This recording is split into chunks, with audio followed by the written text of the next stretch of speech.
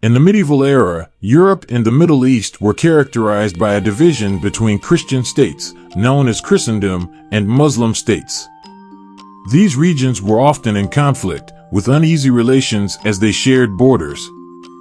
The Byzantine Empire, a dominant Christian power in the eastern Mediterranean, faced a formidable new threat in the 11th century, the Seljuk Turks. Originating from Central Asia, the Seljuks migrated south, converted to Sunni Islam, and established a powerful empire. The pivotal Battle of Manzikert in 1071 resulted in a devastating defeat for the Byzantine Empire, opening the way for the Seljuks to conquer most of Anatolia. Cities with rich Christian history, such as Nicaea and Antioch, fell under Seljuk control.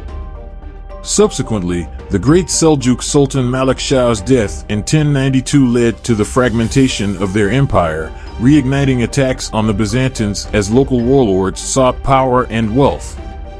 In this context, Byzantine Emperor Alexius I Comnenus penned a desperate appeal to Pope Urban II in 1095, seeking military aid from Western Christians.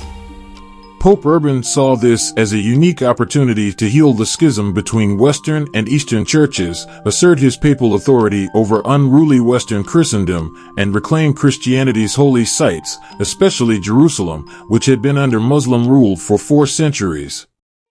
During a sermon at Clermont in France, Pope Urban called upon Christian knights and foot soldiers to journey east and liberate Jerusalem, offering them spiritual incentives to atone for their sins through holy war.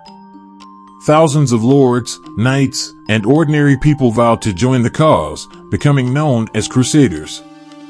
While the Pope intended the crusade to be led by nobles and experienced soldiers, the appeal's success led to an influx of ordinary townsfolk and peasants, inspired by a French priest called Peter the Hermit, who led the People's Crusade.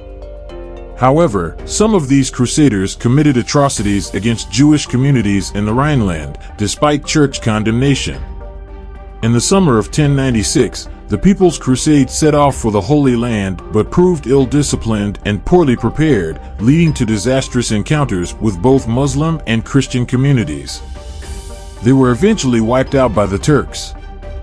Simultaneously, powerful feudal lords like Godfrey of Bouillon, Hugh of Vermandois, Count Robert of Flanders, and Duke Robert of Normandy embarked on their own contingents with better organization and weaponry. They converged in Constantinople, forming a massive army of around 60,000 men. Arriving in Anatolia, the Crusaders faced the challenge of adapting to the climate, terrain, and hit-and-run tactics of their Turkish enemies. Yet, the divided Islamic world, including the Great Seljuk Empire, proved ill-prepared for the First Crusade. The Crusaders achieved their first success at Nicaea, but tensions with the Byzantines arose when the city surrendered to the Eastern Romans, depriving the Crusaders of expected plunder.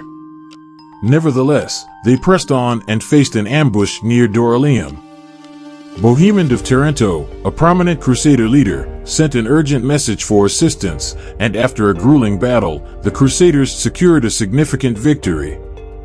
Despite hardships, such as dwindling supplies and losses of baggage animals, the Crusaders made progress through Anatolia. Notably, Baldwin of Boulogne established himself as ruler of the first Crusader state, Edessa.